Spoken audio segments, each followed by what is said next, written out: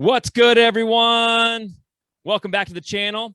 Today, we're going to talk about how to pass your real estate exam the first time. And you can't see my finger because you're only going to need one. So let's get into it next.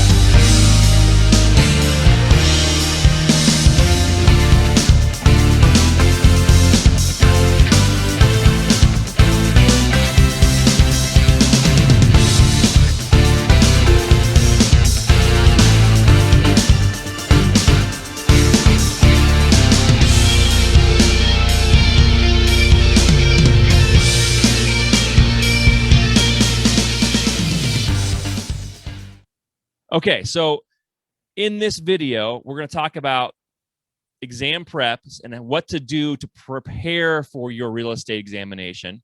And then we're going to talk about what to do the day of the exam and during your examination itself to make sure you guys can pass the first time, okay?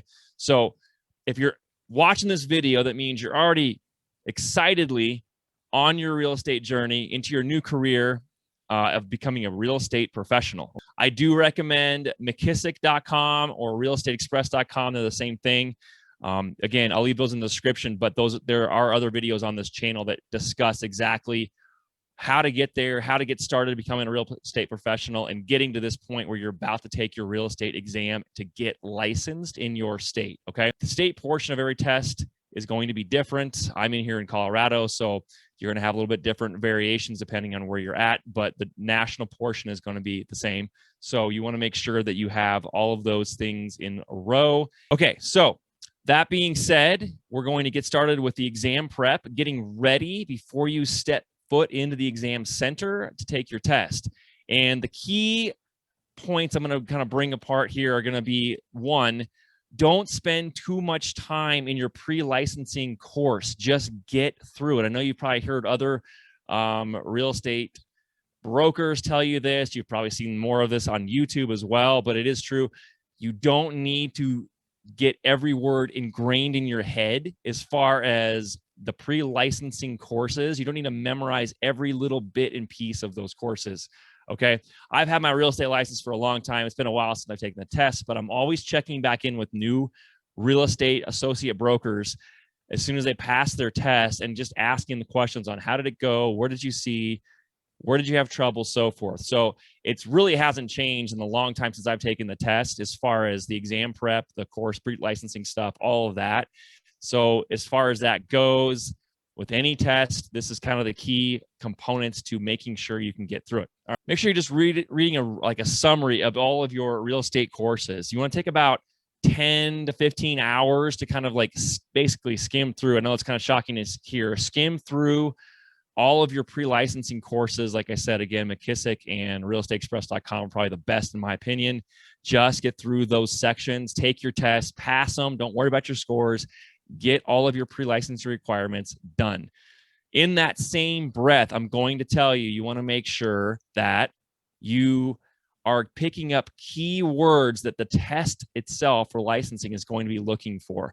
Take notes, write those down, memorize those key words in those key phrases and those key components that the test is going to be looking for. What you want to really do is actually take and put most of your energy towards the prep itself and not the actual pre-licensing course, okay? So making note cards is great, just making sure that you have those note cards picking up the keywords and components of the test itself. The best way to go about that is to take as many practice tests as possible. Now, McKissick and realestateexpress.com have a ton of practice tests and practice questions geared towards the actual real estate license test itself. Take as many of those as you can. That's where you're going to spend the bulk of your energy, is taking practice tests and really actually memorizing the practice questions themselves. The more that you can take, the better. And here's why. They recycle key questions on every test. So if you can take as many questions as possible and answer them and memorize the actual answers, then you're going to actually see some of those questions pop up on the national portion of your test as well, okay?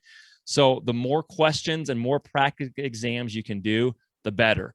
That is the bulk of where you're going to spend your studying time, all right? The trick on this test is that they're trying to trick you. I know that sounds kind of funny, but really what they're trying to do is they're trying to throw you off during the test itself. And yeah, a lot of other tests, even like people that have gone to college have realized, a lot of professors did that too. And it's just the same on this. They're going to throw in components, whether it be a word that you recognize, but it's used the wrong way, a key phrase that you recognize, but it's used incorrectly, or they're going to have questions that have multiple correct answers, but maybe one that doesn't quite make sense. So you want to make sure and you'll be prepared the fact that they're trying to trick you. And that's why it's key to take as many of those practice tests and exams as possible, because you understand the way they're going to word the test. And then you're prepared for how that's going to appear on the test itself. Because once you get into the test, you're going to be a little bit nervous, which we're going to talk about in a minute. And you're going to want to keep your brain as focused as possible to make sure you don't get tricked. Keeping in mind that the more questions that you answer on the practice test, the better off you're going to be, because there's only a finite number of ways they can ask a question, especially as they're recycling these questions onto the test themselves. And if you can understand all the different ways they can try and trick you on one question, then you're going to be able to pick up all of the tricks as they pop up and realize right away as you're looking at a question on the test, I know what they're trying to say here. Here's the right answer. Moving on. Big piece about preparing for the test itself is don't cram. Don't jump in 2 or 3 days ahead of time and try and get all the material, try and take all the practice tests right before your exam. You're not going to be able to absorb that information, and it's going to actually leak out the other end of your head, okay? So spread out your studying for a few weeks ahead and do 2 to 3 hours a day of just doing those practice questions and those practice exams. That's almost a tongue twister for me. And don't shove it all into a 10 or 12 hour cramming window. Now, some of you may say, well, I did that in college. That's how I prepare for tests. It doesn't work. This is a completely different animal. And you got to trust me when I say this. These tests aren't designed the same way as anything else you've done. So don't cram. Spread out your studying period. Again, 2 to 3 hours a day is all you're going to need. You'll get through it, and you'll be 100% prepared to take this test. Day of, you're walking into the testing center, and you have to be ready. You are allowed to bring in a pencil and a pad of paper. They're going to check it, obviously. They don't have any notes written down ahead of time, but make sure you don't forget your pencil. I would take 2 pencils in case one breaks and you can't get a sharpener, and a pad of paper. I say pencil, and it may sound old school, but you want to have the ability to erase things and take notes quickly as you're taking your test itself. So making sure you're fed and you have water with you, okay? And you get enough sleep. Again, you're not cramming right before the test. And when you show up, make sure you have your pad and paper. And as soon as you get into your seat at the testing center, all of the stuff that you think you've had a hard time remembering, as far as the acronyms, some of the math formulas, which I'll talk about in a second, and so forth, make sure when you sit down at your seat, the first thing that you do is you start writing that stuff down, because it's going to be fresh in your head. Write it on that, directly on that pad of paper that you've brought in. Start taking those notes as much as you can remember, and you feel like the stuff that you're going to have a hard time with later, write it down, because as you get through the test, you're going to get tired. It's a long test, and you want to make sure that as much information can be just looked at as possible, and instead of having it leak out one into your brain as you get stressed, as you get tired during the test, okay? So make sure you do that.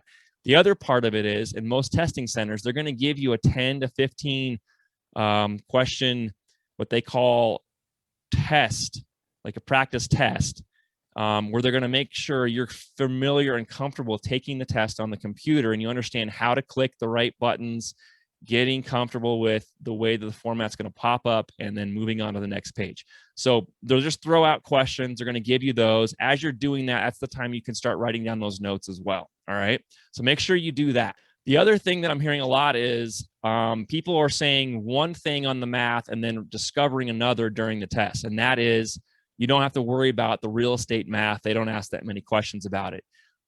Au contraire, they will have math on this test. Math is part of real estate. Math is part of contracts. Math is part of every part of being a professional in the real estate business.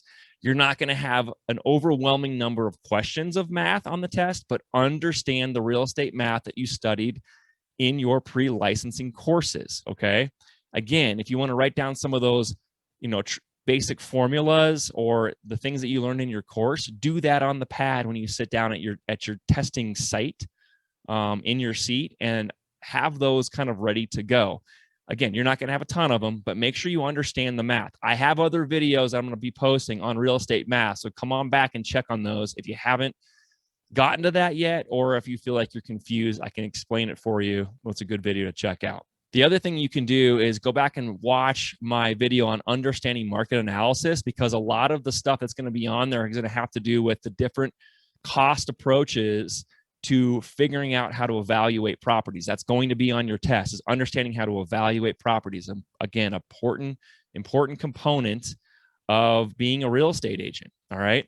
Understanding market analysis is a video that will explain all the different approaches you can use to evaluating properties. Again, go back on this channel in the wide world of real estate, find that video and go watch it. That'll help you be prepared for this test, I promise. During the test, as you're going through the test, you're going to have questions that you're not going to have the answer to right away.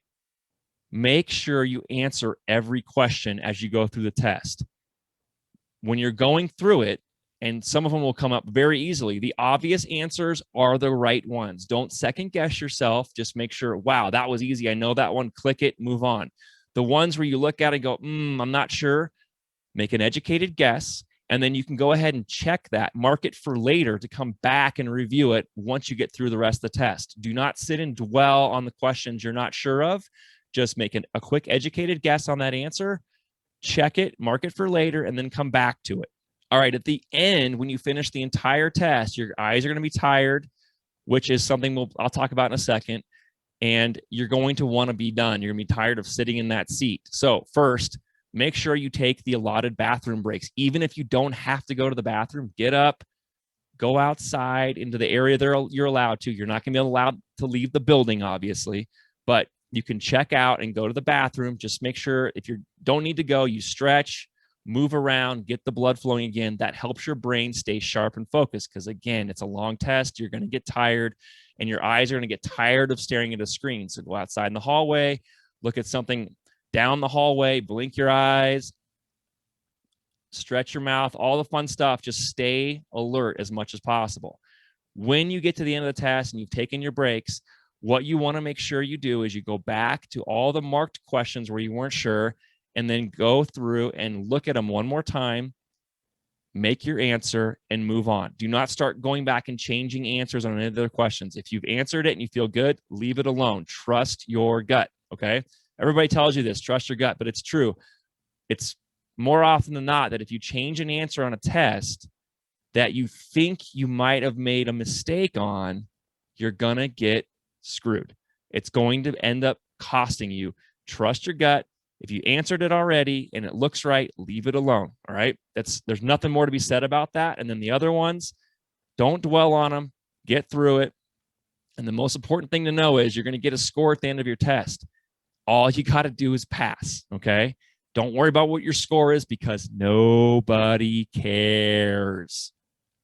No one's going to ask you, hey, what did you get on your national portion? What did you get on your state portion? Doesn't matter. Do you have a real estate license? Great. I would like to hire you. That's all they care about. All right. So you're going to get through the test. You're going to stay relaxed. You're going to take your breaks. You're going to go through all the tests. All the questions. You're going to come back. You're going to answer the ones you weren't sure of. You're going to answer all the questions. You're not going to leave any blank.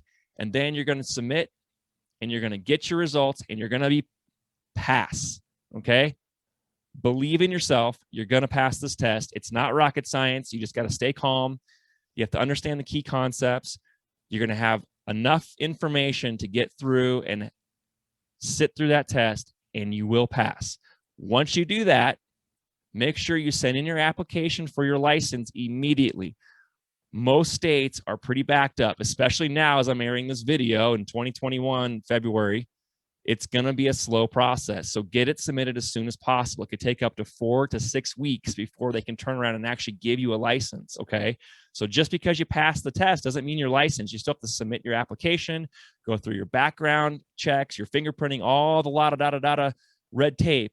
So do it as soon as you get your results. Send all that stuff in. Actually have it all ready to go. So as soon as you pass, because you will, submit that stuff and be ready.